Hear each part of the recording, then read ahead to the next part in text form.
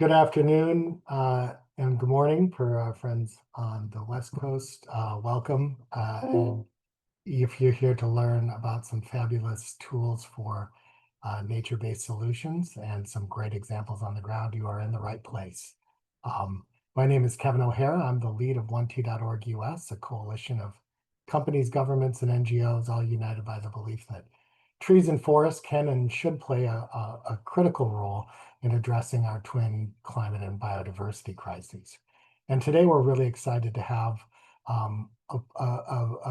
another fabulous coalition that 1T.org US is a member of, US Nature4Climate, and some of the on-the-ground workers from the US Nature4Climate coalition who are doing some really fabulous forest-based work in different places around the country to highlight this really cool decision support tool that they've released earlier this year.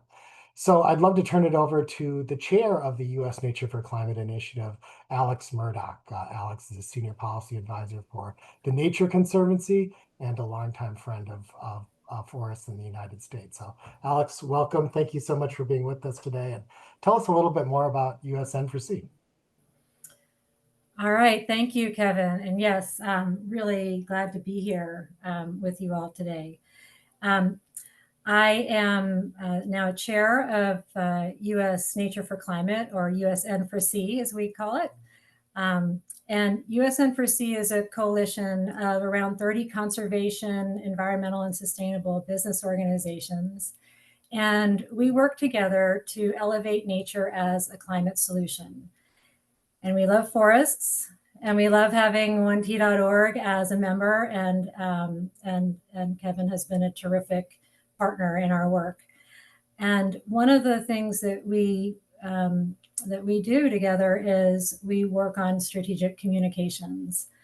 I am a policy advocate. I am a registered lobbyist, and I have been for a long time. And I do meetings with members of Congress. I've done meetings in districts. I've done meetings, big meetings, small meetings. And there's one thing that I need when I do a meeting about forests and why they're important to invest in. I need to be able to talk about what they do for people. I need to talk about why they have value. And I need to talk about why we need them in the future.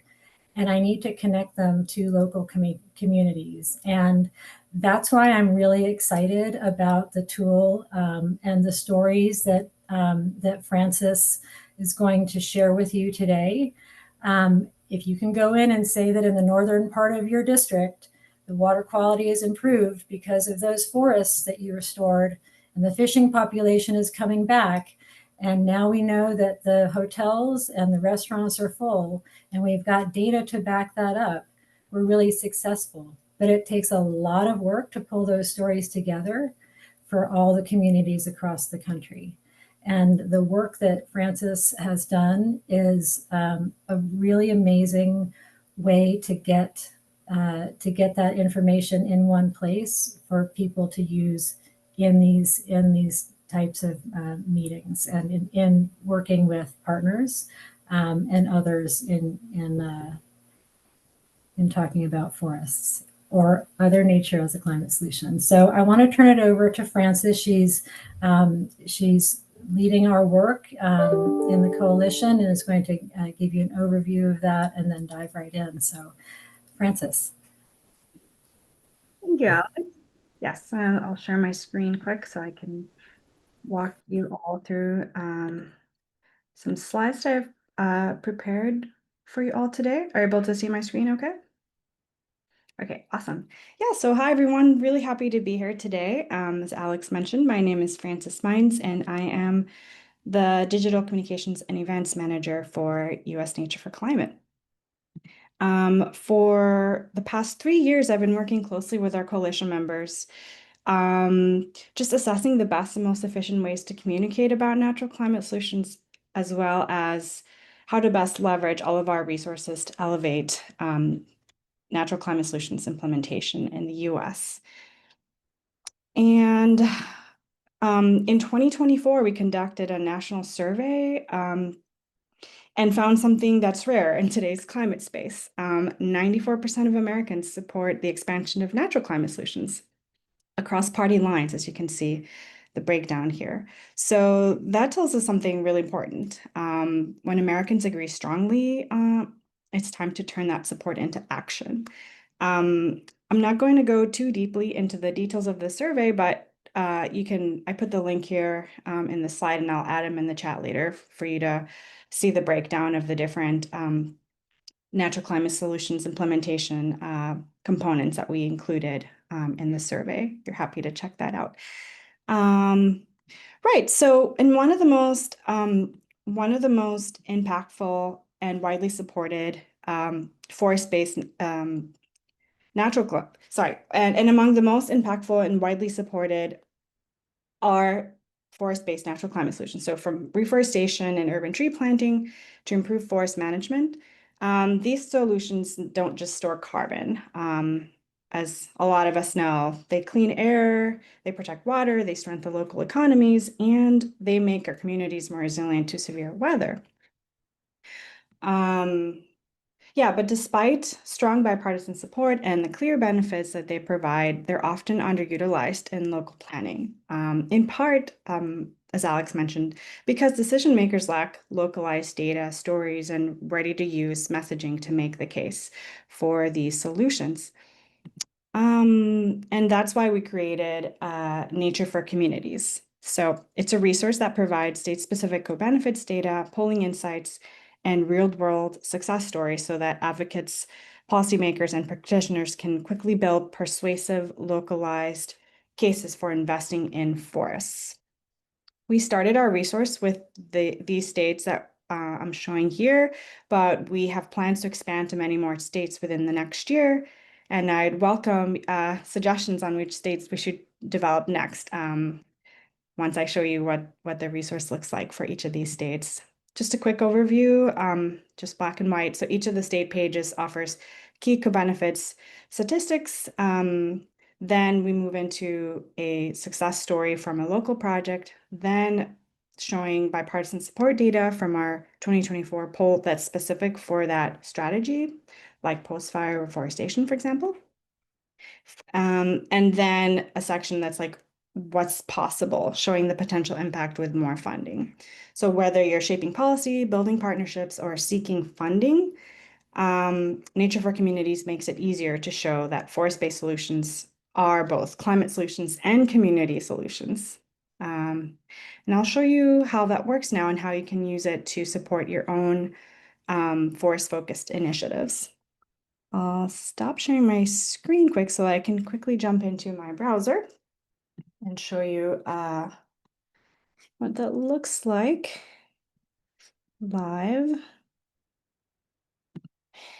Here we go. So again, I'll put the link in the chat when I get the chance, but this is our landing page.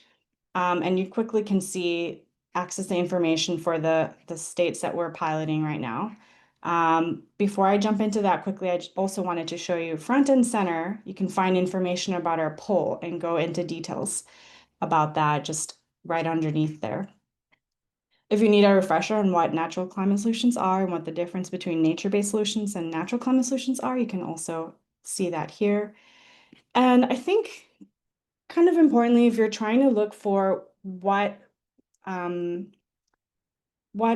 natural climate solutions, including forest-based ones, have been going on in a particular state, this is a database, like interactive map database for our coalition members from content that they've published since 2024 onwards. So just wanted to show you what that looks like for Ohio. So if you're looking for stories or reports, scientific articles that have been published related to this, we have it organized just like this for every state. So this resource is available for all 50 states already. So that's already a ready-made resource that you can access.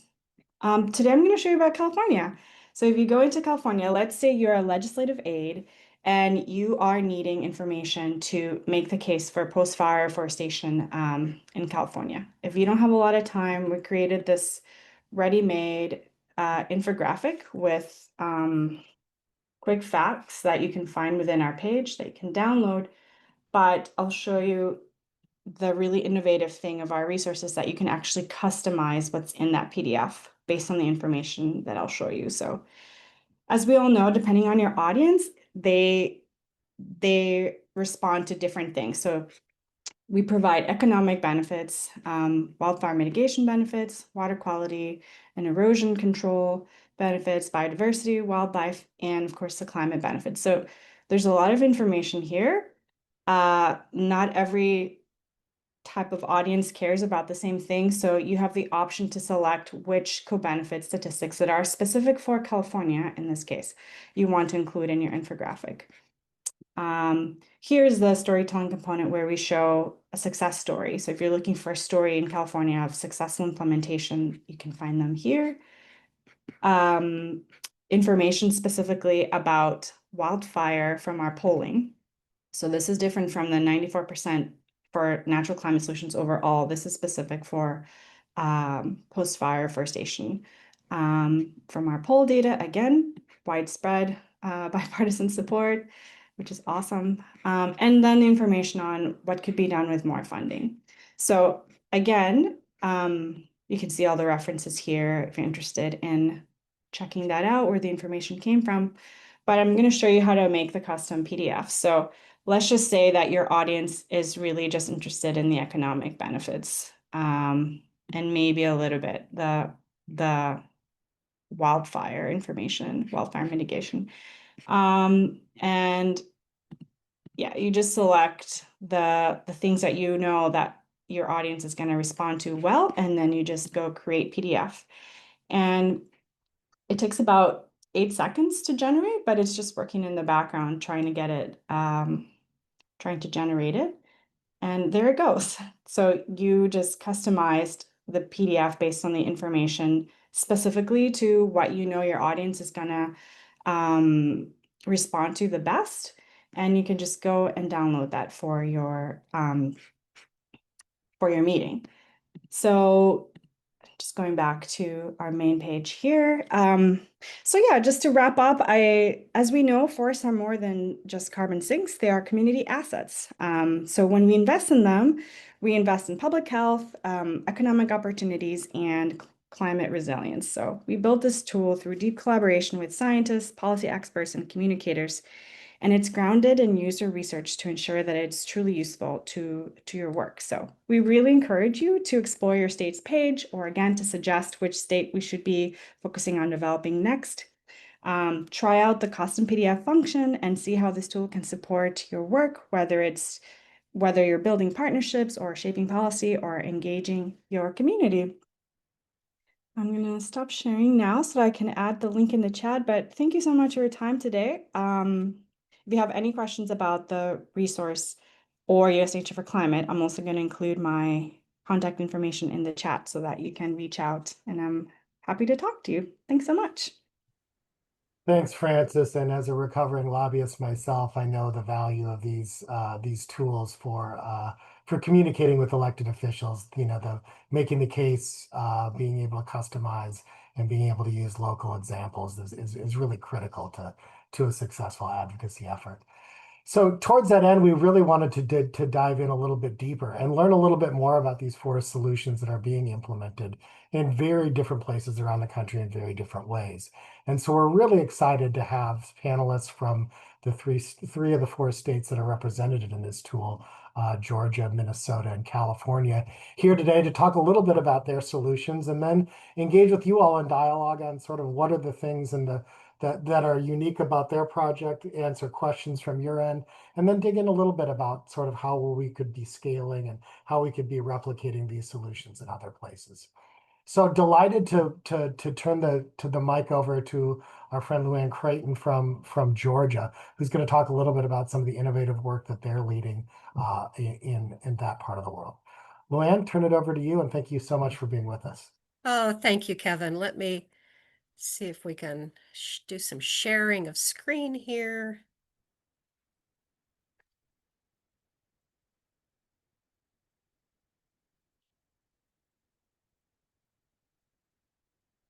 Okay.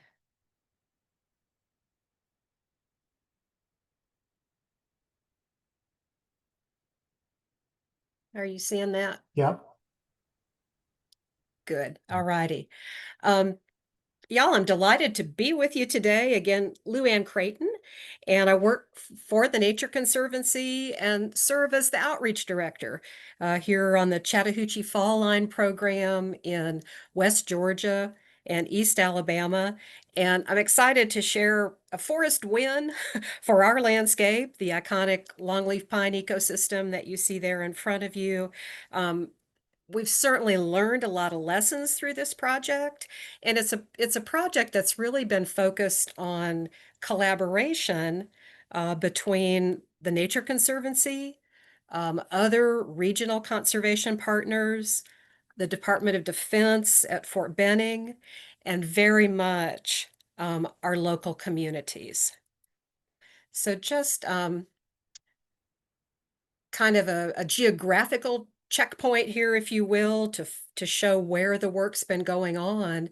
Of course, the Southeast, we're working with longleaf, used to be 90 million acres across the Southeast, down to about 5.2 million acres. So definitely an ecosystem of concern for the conservation community.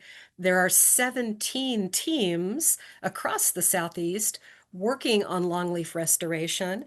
And our team is here straddling the Georgia-Alabama line, and we call ourselves the Fall Line Partnership.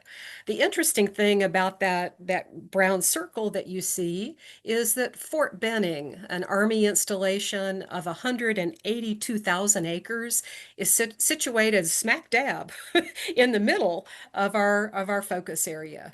And what we're working on is building forest conservation corridors of restored longleaf pine around the perimeters of the installation. So it allows the military to train to their boundaries. It keeps night skies dark. Also, longleaf pine don't tend to complain a lot about smoke or noise, the things that often go on on a military installation. So the conservation interest here is restoring longleaf. Also, by doing that, we're helping Fort Benning, perhaps with some of the rare species obligations they have on post by creating additional habitat off post for some of these rare species. We're at about 36,000 acres of protected land now, and we'd like to almost double that in the future. So working toward that. Most of the land that's under conservation protection in these corridors is open to the public. There are wildlife management areas, so public access for recreation and hunting. So they're not just locked up landscapes.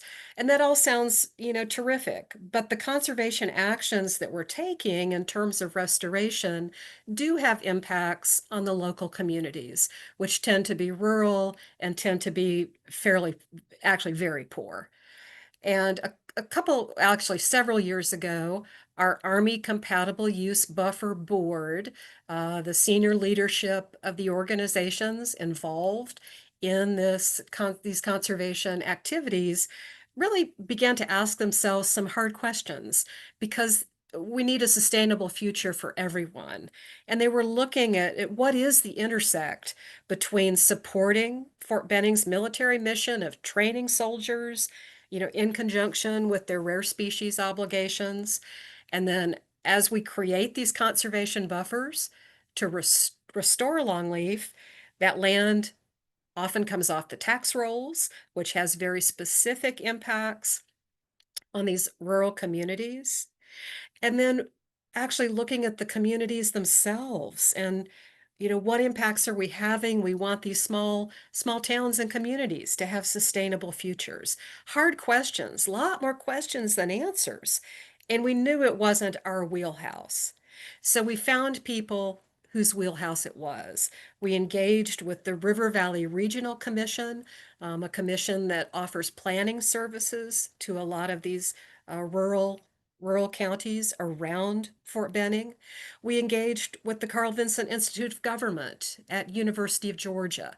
That's the public service arm of the university, and they have a network. They can access almost any resource of this huge university to bring to the project.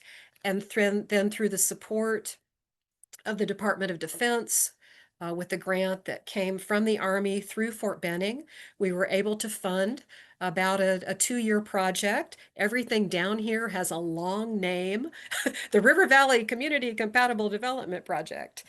And we took about 2 years to ask more questions and understand that nexus between military mission, conservation restoration, and good longleaf forestry and thriving rural communities.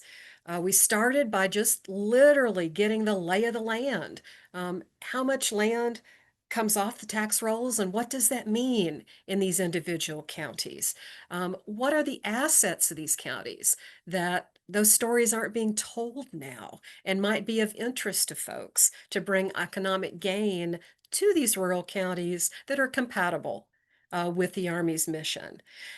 The next thing we did, and this was a lot of it during COVID, which added another interesting layer, was solicit a lot of community input, ask lots of questions. What do you, rural counties, want your future to look like? What are your limiting parameters? We talked to individuals, focus groups, did surveys online and in person and at public events. We asked lots of questions, y'all, but I'll make an emphasis on a point here. We asked questions and then we stopped and we listened. So we really listened after we got the ball rolling. And then we really took all that information and we brought it together. And we also tried to think creatively about how these counties might be better off to not always act individually in the future, but bring together plans and new projects and forest projects that were regional in nature and not just one at a time. So leverage the region. And all that information was brought together in this plan. It's big, it's online. There's also a great executive summary if you don't want to wade through the several hundred pages. But really, this has created a platform of enhanced communication, of new opportunities for funding, a collective vision, where we really think we've brought together the military mission and its sustainability, restoration of this amazing longleaf pine forest, where we have great opportunity to do so and where it was historically dominant, and also are building up local communities in ways that they want and are sustainable for the future. So we've had a lot of fun. We've learned a lot of lessons. We're into the implementation phase now, and the project really doesn't have an endpoint. That's the exciting part. It's going to continue as long as new ideas are brought to the table. So pleased to share that with you today, and look forward to questions that you might have. Very cool. Thanks so much, Luann, and love the the regional cross-boundary collaborative effort there. I think a lot to be learned about and a thread we can pick up in the Q&A. Now moving north a bit to my home state of Minnesota, turn it over to my colleague Mary Hammis and her colleague Hannah Friesen from the Nature Conservancy here in Minnesota. Mary, turn it over to you. Thank you so much, Kevin. I'm going to take the requisite minute to sort out all of my various screens and hope that I get that just about right for everybody. How does that look? Looks great. Wonderful. Well, good afternoon or good morning, everybody. I'm Mary Hammis. I am with the North Dakota, South Dakota, and Minnesota chapter of the Nature Conservancy. I serve as our reforestation strategy manager on our forest strategy and stewardship program. Talk about a lot of acronyms going on, but we are so pleased to serve the forests and trees of Minnesota. And today I'll be telling you a little bit about our two-pronged strategy to build resilience on 2 million acres of our state's forests by both building forest resilience and returning trees to the landscape. So the first piece I'll talk about is returning trees to the landscape. And we're calling this effort Minnesota Million. We're really looking across the state at where trees were previously, where they could most feasibly be reintegrated into the landscape. And we can do that really well here in Minnesota thanks to a nationwide tool called the Reforestation Hub. Strongly recommend checking it out. It's just reforestationhub.org, and we're looking forward to some updates to the data coming even in the next, I think by the end of the year. But here in Minnesota, we have 2.09 million acres of reforestable land, excluding high quality grassland, land being used to produce food, and land that's really highly developed. And so this pointed us to the really exciting natural climate solution of reforestation. 90% of this land is held by private landowners. About half of it is covered in pasture. And then another 400,000 acres is urban open space. So we looked across this opportunity at the different at the different opportunities, not to use the same word, and thought about, okay, what's really necessary? What do we need to have in place to make this happen? Working on private lands is unique. Working at this scale is pretty unique. And we started to delve into the reforestation supply chain as it looks here in Minnesota and the challenges that we see to it nationwide. The foundation of any kind of tree planting and forest maintenance is seed. Seed collection is really critical. And we've seen a regional and nationwide shortage of our nursery stock of seeds. So one of the things that we've been doing as a part of Minnesota Million is really elevating the message about where trees come from and the full cost of what it takes to get a tree in the ground. It's a lot more than just sticking a shovel in the soil. And my big hope is that more people start to see seed as a part of this process, and we'll see more investment in our private and state and federal seed collection programs, which we've seen here in Minnesota. We're really excited that our state forest nursery has been able to hire additional staff to support people collecting seed out there in the landscape. And we've been able to support our University of Minnesota Extension program in getting a tree seed collection training program off the ground, which is called Acorns, which is pretty cute. So some really great moves forward on seeds. We've seen, I think now it's about 300 new tree seed collectors trained. And then we've also done some work on seedlings and nursery stock. We think it's really important to see a wide diversity of different nurseries growing tree seedlings that builds resilience in that part of the supply chain. If a single nursery experiences a blight one year, we have many others to rely on. And we know these nurseries really rely on strong market signals from demand in order to grow more seedlings and grow the kind of seedlings that we want to see on the ground. At this moment in Minnesota Million, we're really pivoting towards how do we demonstrate that demand by increasing incentives for private landowners and elevating planting as a practice in general. And so we don't have to look very far to find some expertise on planting. Our teammates who work up in northeastern Minnesota in the beautiful North Woods are absolutely the experts on tree planting here in our state, with some just astounding accomplishments that I'll highlight in the next slide. So these folks work mostly on public lands and are doing a lot more to maintain forests as forests and build resilience in those forests, even as we're seeing more and more challenges from pests and diseases and climate impacts, including fires even just this spring.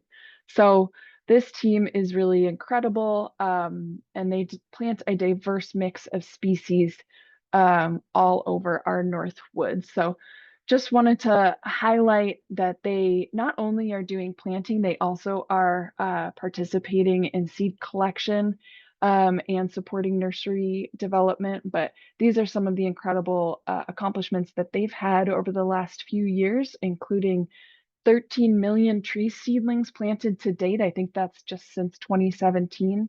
And through both of these different methods, we can really see natural climate solutions start to get at the twin challenges of climate change and biodiversity loss in Minnesota, where we are seeing some really, really big impacts from a changing climate. So I just want to point out too that my colleague Hannah Friesen is here representing our resilience forestry team, and she and I will both be available in the panel to answer questions. That's all for me. Super, thanks, Mary, and really exciting work, and love the focus on that supply chain, really critical piece of the puzzle for us to be thinking about. Another team who's been thinking a lot about this and beyond is Leanna Weisberg and her team from the American Forest California State Office. We're lucky enough to have Leanna with us today to talk a little bit more about the work that her and her team are working on, building some amazing partnerships and with some amazing results. Leanna, thanks for being with us. Turn it over to you. Yeah, thank you for having me. Glad to be here. I'm going to share my screen. Let me know if y'all can see that. Great. Yep. Well, hi, everybody. My name is Leanna Weisberg. I'm the director of the California Regional Program at American Forests, and glad to be here today to speak with you all a little bit about some of the work that our team has been engaged in over the last few years. I'm going to start with our why, our problem statement. For those of you who are in California and live in or near forested landscapes, this picture unfortunately probably looks familiar to you. In California, we're seeing unprecedented increases in high severity fire in particular, and specifically large contiguous areas of high severity fire that really inhibit natural regeneration and delay that pathway toward establishment of future forests, and also compromise all of the ecosystem services and benefits that we've been talking around today that forests provide, including things like carbon sequestration and biodiversity and habitat, among others. This is really non-normative, and we can kind of pinpoint the point in history at which we started to see this really significant deviation from what we would consider more normative fire behavior and fire effects. And it's relatively recent, in the last 10 to 15 years. So we're dealing with really novel conditions and trying to affect change in a time of uncertainty. And just to kind of bound what that means in the scale of the problem that we're talking about, the California Wildfire and Forest Resilience Task Force, which is sort of an intergovernmental body that provides guidance to the legislature in California, identified at least 1.5 million acres of forested land that are at risk of type conversion, if not for some meaningful intervention.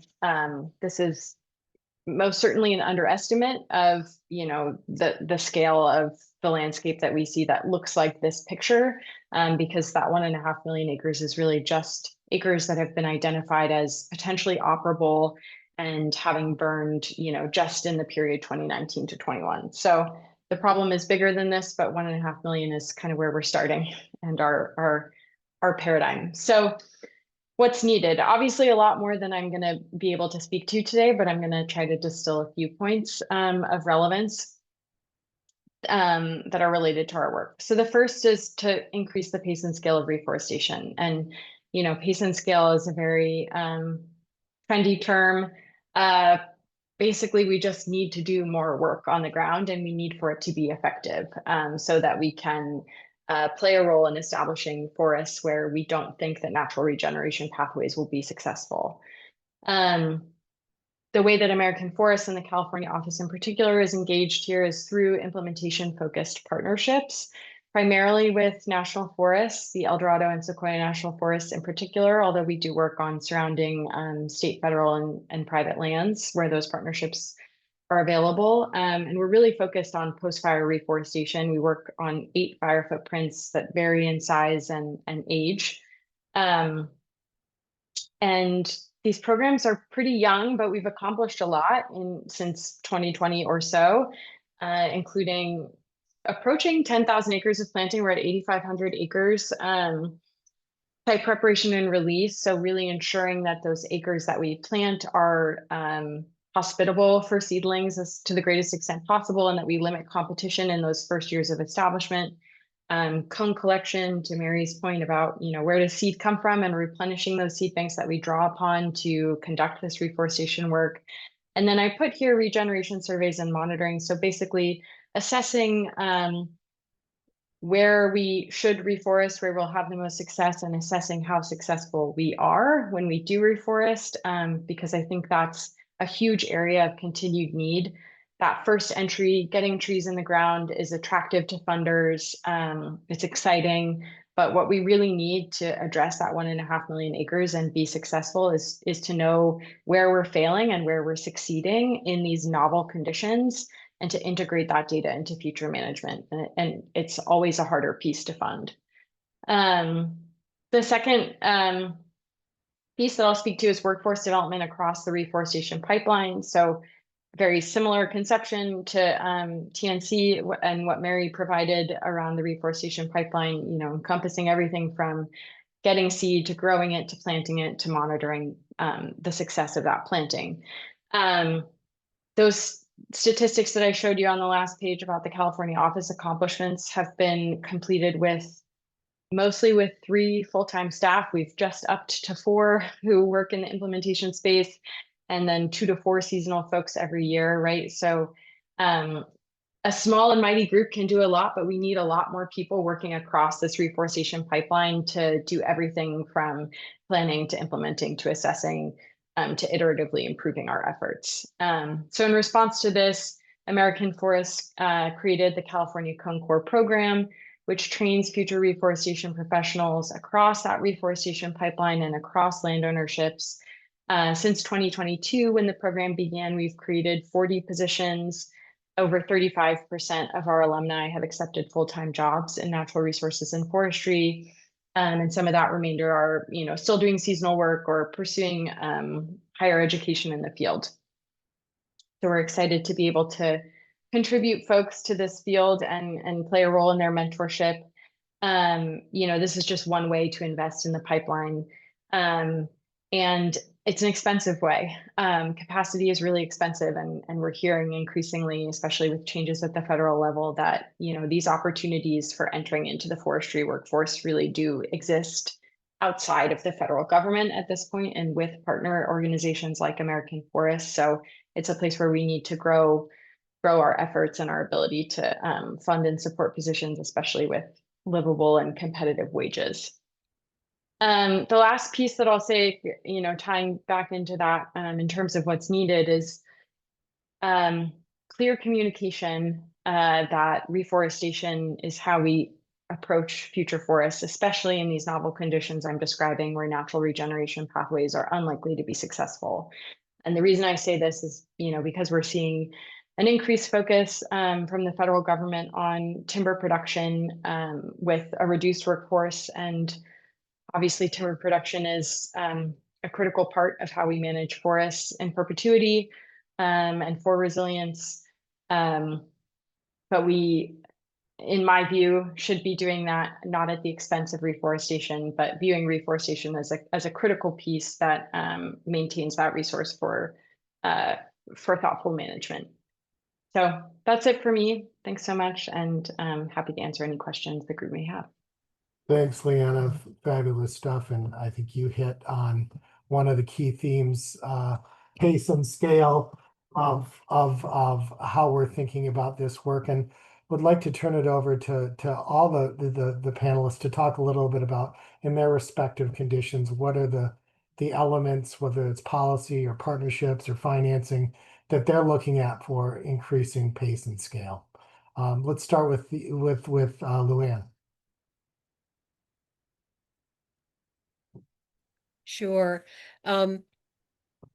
You know, in terms of policy opportunities, I think that obviously my project was tied to a military installation. So you got to kind of have that in your landscape for this to be applicable. But recognizing and then acting on the fact that land use outside the installation profoundly affects what happens on the installation. So it's not just the installation impacting the community, it's the community impacting the installation. And that's certainly always been recognized to some degree in joint use landscape plans that have happened. But I think increasingly we have to, as a policy, kind of look at that inverse relationship between our military installations and outside the installation boundary. You know, night skies are just going to get more light lit if we don't think about it. And there's so many impacts now with growing populations that we need to make sure that we all collectively, those in the military leadership and those in civilian leadership, recognize that joint land use planning is important.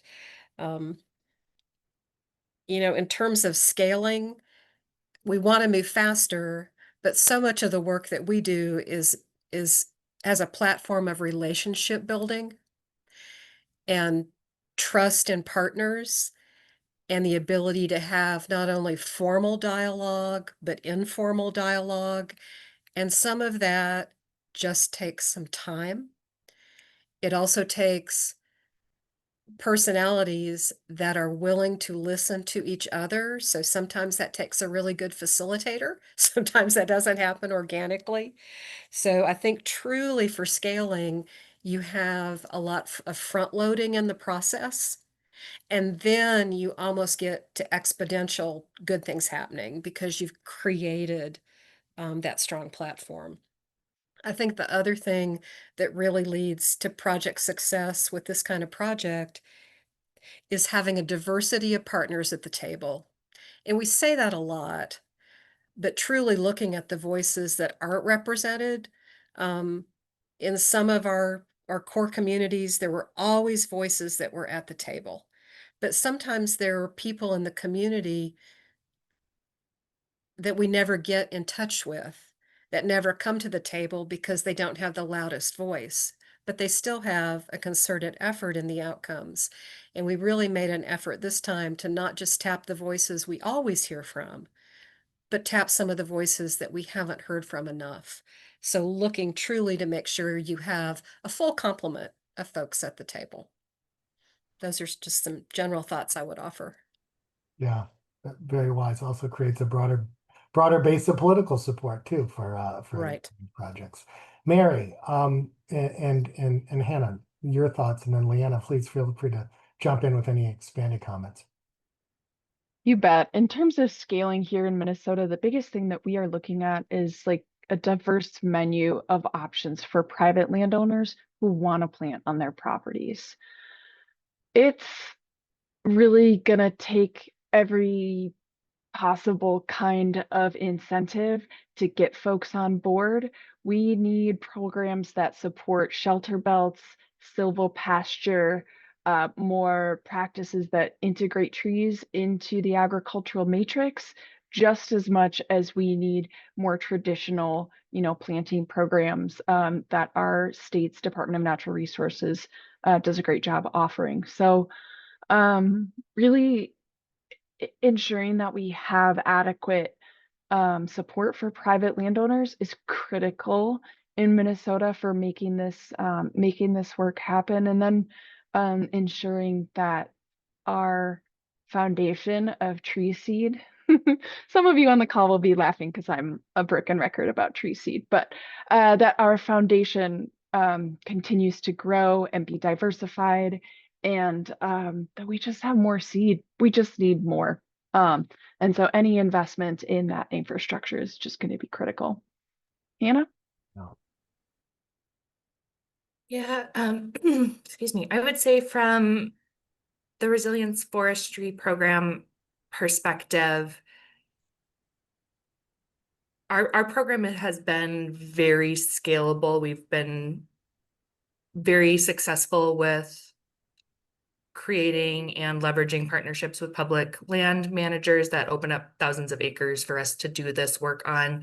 I would say that the items or the focus points that our team would view as potentially the biggest hindrances to increasing to scale our work would be funding, particularly for non-harvest related site prep. So a lot of our work is post-harvest or post-disturbance, but increasingly in Minnesota with insect and disease outbreaks, there's timber stands that are not going to harvest, not being managed and traditionally.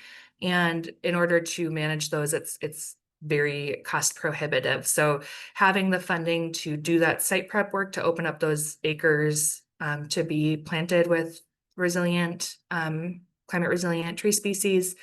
And then also our team is entirely dependent on having access to H-2B visa guest workers to do the physical labor of planting 2.5 million tree seedlings a year. So continuing to support the federal government, the US to allow H-2B visa workers to come in. They're really the experts on getting this work done on the ground. Yeah, I'm glad you touched on the workforce component, critical there too. Leanne, I see you nodding. Anything else that you'd like to bring to the conversation on the scale question? Yeah, I mean, I'll just echo Hannah's point about H-2B visa workers. That is certainly how we are getting this implementation work done that I mentioned. The only other things I would add are, for us working on federal lands, timing of treatments and of environmental analysis and how that interacts with treatment timing is huge. So being able to get through the NEPA process in a timely manner such that we can implement while treatments will be maximally effective and cost effective is really critical.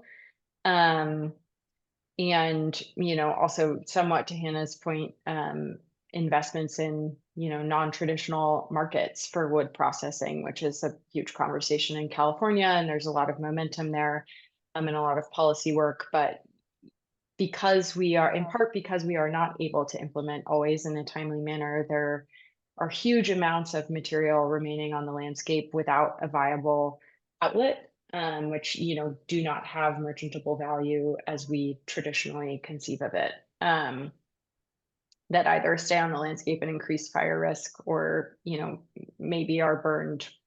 Timing is variable. I'll leave it there. I appreciate it. I wanted to turn to Alex and just a couple nods to the federal policy landscape. Any thoughts from you on different vehicles, legislative or otherwise, that may be out there in support of some of these on the ground efforts? Yeah, thanks, Kevin. And I'll put my my TNC policy hat on for this one. These are the Farm Bill is a traditional vehicle for programs for private landowners, for conservation work, for seed collection and storage and genetics work in partnership with the Forest Service, and for other land incentives for private landowners to put trees on the ground and do maintenance and so forth.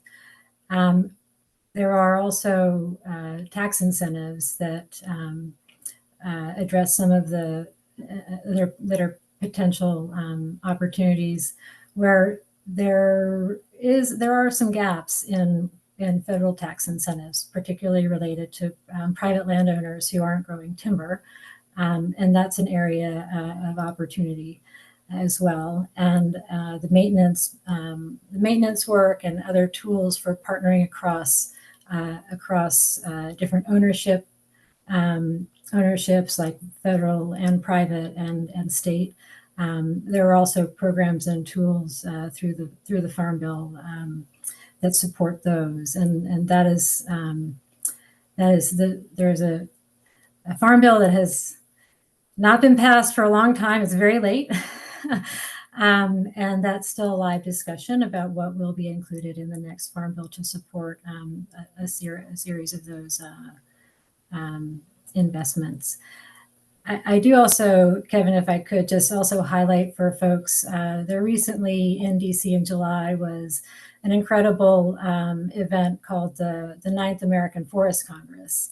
And a lot of the issues that the panelists today brought forward were issues that over 500 forestry leaders grappled with over 3 days and came out with a series of resolutions to work on in order to create opportunities for a different approach, different innovations for addressing some of the challenges that the panelists identified, including specifically for reforestation, specifically for workforce, specifically for collaboration across boundaries. So I'd love to point folks to that effort and the forestcongress.org website to check out that event and the opportunities to engage in future work together with that initiative.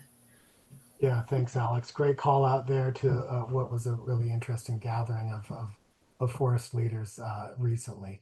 I have a question in the chat for Leanna, but I think we can expand it to everyone about contingencies in place in the event that attempts to repopulate California or Minnesota or Georgia forests, for that matter, from historical regimes fail. Are you already planning for ecological regime shifts and looking at how forests in the region could be populated with species that are more climate resilient to worst case climate change scenarios, maybe a shift to more extreme weather? So what's the scope there and the planning strategy from here to 2070? So let's let Leanna start, but I think Mary and Hannah and Luann, please do weigh in as well. Yeah, sure. It's a great question, and I wish that there was an answer to it that works on one temporal scale and with a unified strategy in the way that Melissa describes. The reality is that this question is a bit more piecemeal. So I'll say a few things. American Forest is working with state and federal governments via the Wildfire and Forest Resilience Task Force that I mentioned earlier on some kind of broad prioritization strategies and schemas. And we previously chaired the Reforestation Strategy Working Group, where a lot of those similar conversations happened. That's where the 1.5 million acre number came from. As I alluded to, that's not the entire scope of the problem. That's an attempt at prioritizing based on what's feasible and what might be successful, taking a number of factors into consideration. But on a project by project basis, these projects are designed by landowners. So the projects we're involved in are typically designed by the Forest Service via the NEPA process, where they're considering considering effects of climate change and future conditions. Some forests that we participate in or that we help implement projects with also facilitate some of that project prioritization through collaborative efforts that explicitly consider things like the RAD framework. So like, where will we, resist, accept, direct? Where can we actually be successful? And certainly we're supportive of that type of framework. And then at the federal level, there's a lot of effort to focus seed collection, seed sourcing, and to adjust planting designs to incorporate assisted migration. So to incorporate seed that's sourced from a lower elevation and or latitude to be more suitable at an outplanting location for future climate. So I think this question looks different depending on the landowner and the partner and the location. It's certainly something we consider, and I think that there are definitely places in California where the answer is not to try to establish conifer forests, especially at ecotones. So always a consideration, and appreciate the question. Yeah, thanks, Leanna. Mary and Hannah would love for you to weigh in too. Yeah, I can just jump in quickly for our program. Because we're working largely, I want to say about 90% of our work is on public lands. We're working kind of within the framework of the various land managers' assisted migration plans. So the Superior National Forest has their own assisted migration plan. The Minnesota Department of Natural Resources has their own guidance for assisted migration. Counties are usually a little bit more flexible. We are implementing assisted migration with our plantings, some mixture of our tree seed comes from seed zones, typically one seed zone south of our current, the current growing area. That's typically about as far as the Forest Service and the Department of Natural Resources want us to go. So we're not typically taking anything from any further than one seed zone away. We are planting all native species in our program, but we're focusing proportionally more on species that are from kind of more of the southern part of our existing forest range. So increasing those proportionality on the forest as compared to some of the species that we're expecting to maybe not do as well under future climate. Thanks. There's- Luann, anything to add from your perspective? Go ahead, Luann. Sure. Interestingly enough, longleaf pine across its historic range really has more resilience in many ways than the offsite pine that is there now. And so the restoration of longleaf even across the historic range is probably important to this conversation.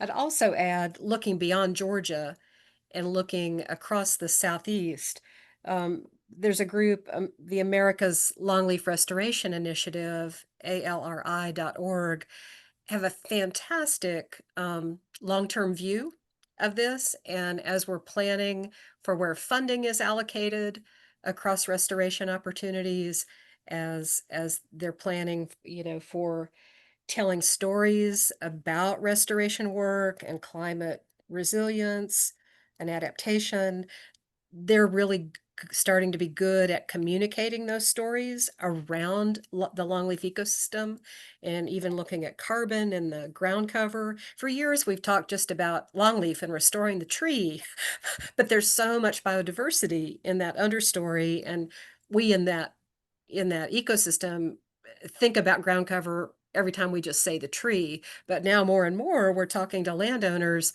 not just about the tree, but about the ground cover biodiversity and all the resilience that comes with it and the co-benefits. So I think there's tremendous opportunity with longleaf and this topic.